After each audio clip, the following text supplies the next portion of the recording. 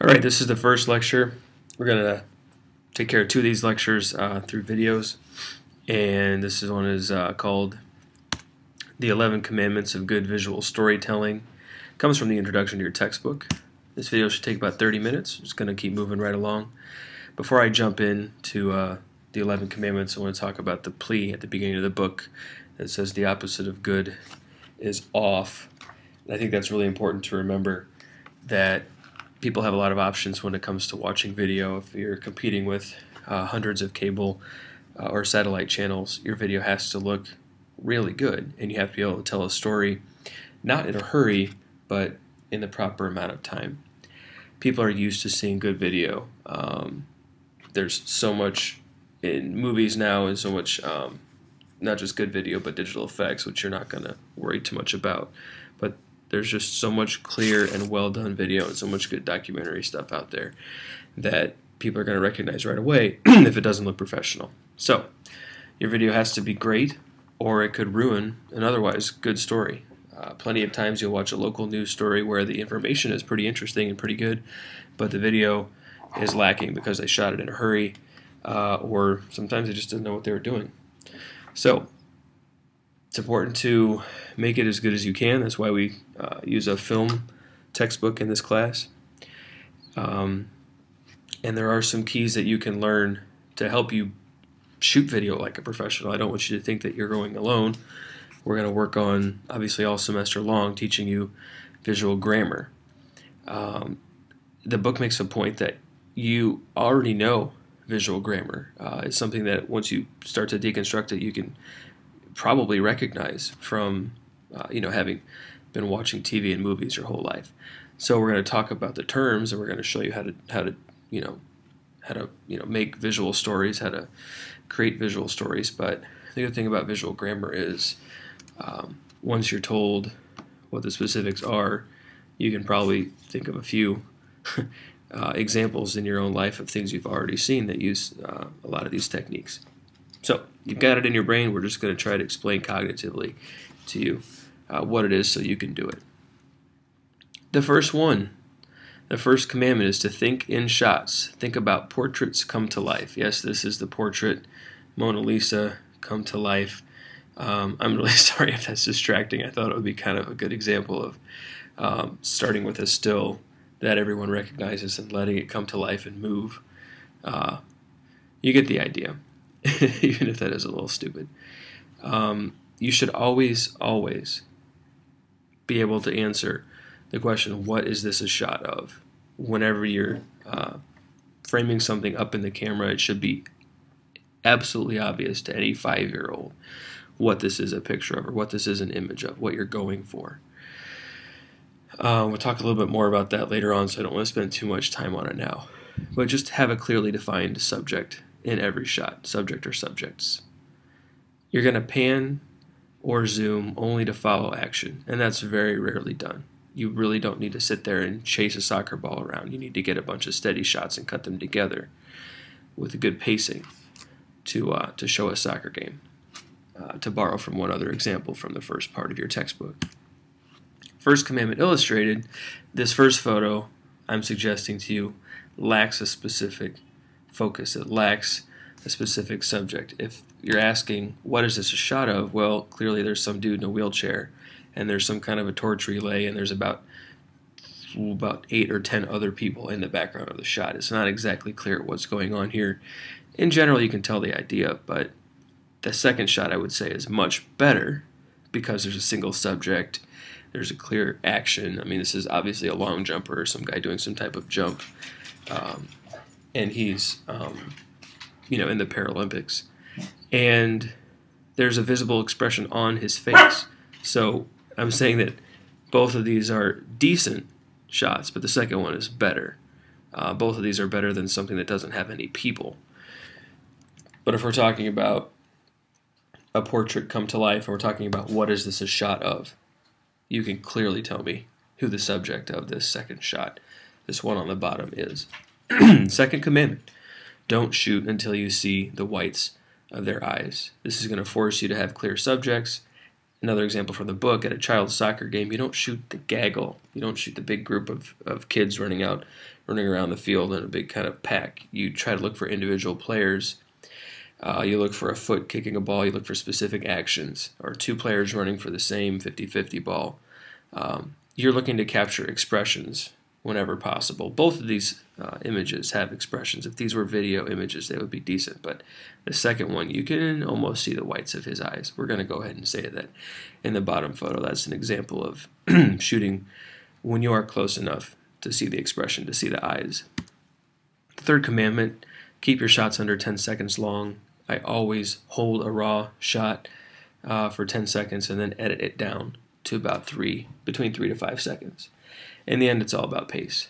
Here's an example of 3 10-second long shots. Crazy time.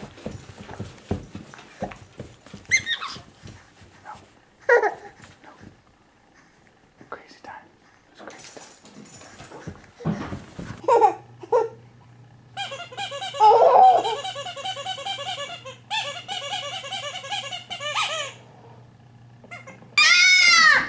What is going on, buddy? What's your deal? What?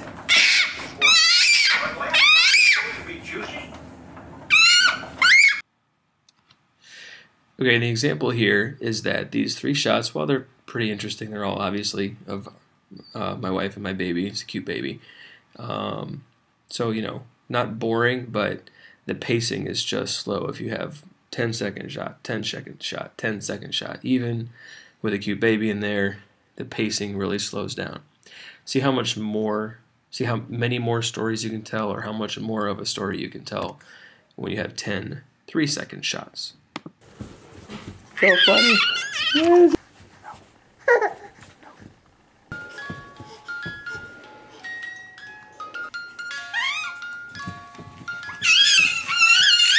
Make some noise, Boop.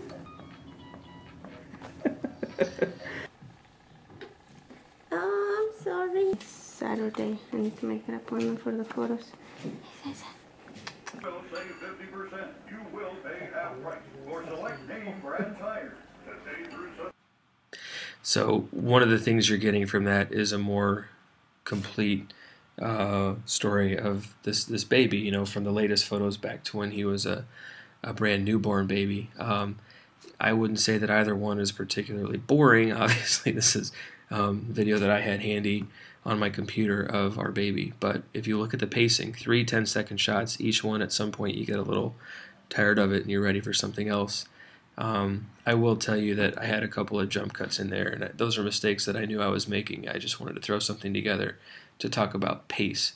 But, you know, there's I think one particular part where there's a 10-second shot in this one where he's just laughing here in the crib, and in this video you can see that what he's actually laughing at is his mobile, and so you can break that little thing down into multiple shots and really tell the whole story. So the pacing is better when you cut down your shots to about 3 or 4 seconds. Fourth commandment, zoom with your feet, not the zoom button. You want to get the camera up to where the shot is happening. You don't want to stand 30 feet away and use the zoom button to zoom all the way in. There's a couple reasons for that. Number one is it doesn't look natural. It looks like something. The viewer can just tell when you zoom in from something far away. In fact, there's an effect that people do when they're shooting TV. Sometimes it'll make it look like they're using a telephoto lens, you know, like if they're trying to look like some type of a police investigation or something, they will just set the camera up way far away and zoom all the way in. People know that that's not natural. You want to actually get the camera into the same space, about the same distance away as if you would be talking to the person, close enough to where you can hear the action with your own ears. You can see it with your own eyes. And the other thing is, when you zoom in from really far away, it can make your shots really shaky. Any tiny amount of shake, and your whole shot's going to be wobbling all over the place. So you get a shot. It's okay to get wide shots, but then you pick the damn camera up and you move it in a slightly different angle, and you get it closer to the action, and you do your medium shot and your tight shot that way. So I don't say it anywhere in here in text, but it's kind of so I can quiz you on it. The 3 main types of shot are wide shot, medium shot, and tight shot. And you're going to want to mix those up as much as possible. And in most sequences, you're going to want to use all three of them, a wide, a medium, and a tight. They don't have to be arranged in that order, but you want to use a wide shot, a medium shot, and a tight shot in most of your sequences. So, even after you've shot a nice sequence off of your tripod, the problem with that, or the limitation of that, is it's only at one level. It's usually kind of at your eye level, or maybe it's kind of at your shoulder if you've been kind of carrying it around for a while and you leave it at some level that's kind of comfortable. But you don't want your entire package to have shots that are coming straight off the tripod from the exact same level. So you can put the tripod down, on just the short legs instead of lifting up the tall legs. You can, mix up angles that way. Or you can put the actual camera on the ground, put it on a desk, do some of the things we briefly talked about in class. You can use natural tripods. Here are some options. Use a desk, use the ground, and you have to probably put something like a wallet or a book underneath of the camera's front end, so you're not just shooting pictures of like the sidewalk and grass and dirt or something like that. You can also use your own two legs and lean against a tree or a wall and get a pretty steady shot that way. What I don't want to see you doing is shooting off the shoulder. It's just too shaky, and I'll be able to tell. People lose points every semester. In this semester, it's just not going to pass if you have more than a couple of shaky shots. Sometimes a little bit of shake happens. Sometimes that's normal. It's natural. It happens in the course of shooting, especially if there's some type of action going on. You want to zoom way out and let the action happen within the frame so that the shaking is minimized. But if there's stuff that's like a set building and it's shaking around, and there's not an earthquake going on, there's no reason for that, and the package is going to get kicked back to you to do over. All right, fifth commandment, be still. This is really just riffing on the same discussion over here in terms of losing points for shaky video. The best advice is to treat your video camera like a still camera. Press the record button, step back, and count to 10. Then hit the record button again so it stops, move the camera over, set up another shot, and do the same thing. It may sound like a lot. It does take you a while when you're first starting out to get the hang of it. But if you think about covering a 90-second package where about 45 seconds is going to be made up of interviews, it's going to be made up of sound bites from interviews, or maybe even a stand-up from you, the reporter. So you got only 45 seconds of B-roll that you have to cover, which is 3 15-second sequences. So 9 great shots. Between 9 shots and 20 shots are about all you need to make a great package. So if you think about it in terms of still photos, you could probably go out right now and shoot 9 to 20 still photos of an event and say, hey, I got plenty of pictures of it. It's less than a roll of film. So if you're cutting everything down to 5 seconds, 9 of those is going to be 45 seconds. And that's just about all the B-roll you need. Although sometimes I do want you to cover up, parts of sound bites or whatever. So, yeah, think about trying to edit it all down to about 1 minute of B-roll and about 30 seconds of sound bites and stand-up and stuff. 60 seconds is still just 20 shots. All right, number 6. Commandment number 6. Keep the light behind you and catch the reflected image. You talk about painting with light. It's kind of a nice metaphor you like to think about. You're capturing, you're on the receiving end, but you can think of yourself as creating shots and actually using available sunlight or other lights to make well-lit or well-lighted shots. Sometimes you use the natural light that's available to you in your surroundings, and you just set the camera in a position to where it looks like you actually set up lights and created a nice scene. So use the lights that are there. The light should be behind you, your camera's pointing forward, and you're catching what the light reflects off of. Backlighting stinks. Silhouettes can be done, but they're overused so much, and they really look awful in the vast majority of news stories because they end up looking like this. Hey, who's that? I have no idea. So I'm going to make the case that backlighting bites, unless it's some really cool B-roll and it's in there for 3 seconds and it's still obvious what this is a shot of. In this case, you probably have to kind of get close up to the screen to see that this is a person on a hill probably someplace cool because they're wearing some kind of coat or parka, whatever. Number 7, no digital effects. Number 8, find something to focus on. If I have to ask you what the subject of a shot is more than once, your video is not going to pass. It's going to get kicked back to you.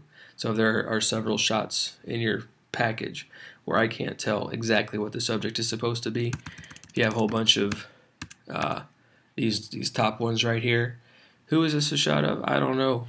Maybe that's an establishing shot, but geez, you can do better than that. Even within this shot, you can probably look, if I can get the mouse out here, you can probably look right here. You can probably look at these 3 guys right here and make a shot that comes out of there that's even better. So, I don't want to have to ask you what the subject of the shot is supposed to be. Yeah, sometimes a crowd is a subject, but only when the crowd is the story. If you're doing like an Occupy Wall Street event, which some people are still covering, and I definitely had students cover it last semester in the spring, then the crowd is the subject, but that's because it's the whole story, and you still don't need that many crowd shots to get across the point that the crowd was, X number of people big. Number 9, don't use amateurish titles. We use lower thirds in this class, and they look about like this. If you want to get really fancy with motion and put it in after you've finished editing your story, be my guest, but I'm not going to require it. You can use what Final Cut gives you. Okay? So, don't use titles. Just in general, don't use silly looking titles. It makes your stuff look like you just figured out how to use your camera. It's very much like the 26th of December kind of attitude. All right. Number 10, keep it short. How short? Only as long. A package should be only as long as it needs to be. Let the story tell you how long it needs to be. One of the good things about putting video on the web is that you do have a little bit of leniency. You're not completely locked into the 90-second package the way we were when I was working in broadcast television. But for this class, just in the interest of not giving me a whole bunch of 2 and 2.5 minute packages, and in the interest of keeping you writing things short and sharp, we're going to focus on 85 to 95 seconds for the package itself. If you're not within that 10-second frame, it's very likely that you're going to have it kicked back to redo, unless it's obvious to me why the story needed to go a little bit long.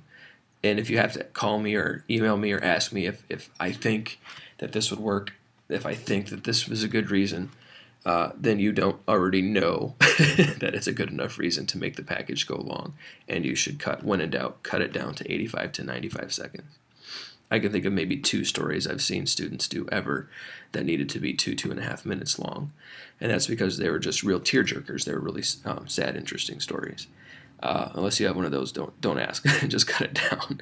So most of my best stories I've ever done have been about 90 seconds long.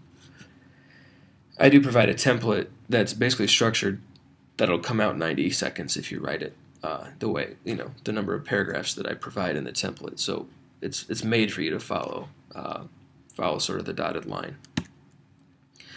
Number 11, commandment number 11, use an external microphone. Check the batteries. Always bring 8. 4 may score, but 8 is great. What do you need 8 batteries for? You need 2 for each piece of the wireless lav, and you need 4 for the overhead light. Record video and sound while you're in the School of Mass Comm. Then you can play it back in the camera and see that you're getting good picture and good sound. Use whatever camera, use whatever wireless lav or wired lav you're going to use, and make sure all your settings are good. Sometimes there's just a problem with the camera.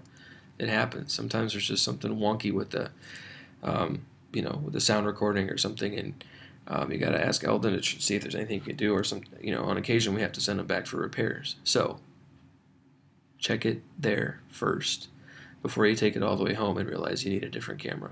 And they'll try to work with you if there's any availability. Or maybe kick you back to the front of the line. So check it, figure it out before you leave. We're not fond of doing troubleshooting in the field. Okay. The sound levels, I told you this in class, but sometimes the sound levels in the viewfinder will move and they'll look like you're getting decent audio, but the actual sound itself has static in it, and it's bad. So you can get good levels good-looking levels of bad audio. Don't do that. There's an example from NPPA. I want you to copy and paste this link into your browser, and I want you to answer this question. What do you like about the way the story was shot and edited? You can just send a tweet to me at Mark Poepsel, just at me, and tell me what you like about this story. Give some indication of what the story's about. And that's one way that I'll make sure you've actually gotten through this lecture. And if you at me, then I can follow you back. Again, my Twitter is just Mark Poepsel, all one word. So yeah, do that, and I'll be able to find you. All right, that should take care of it.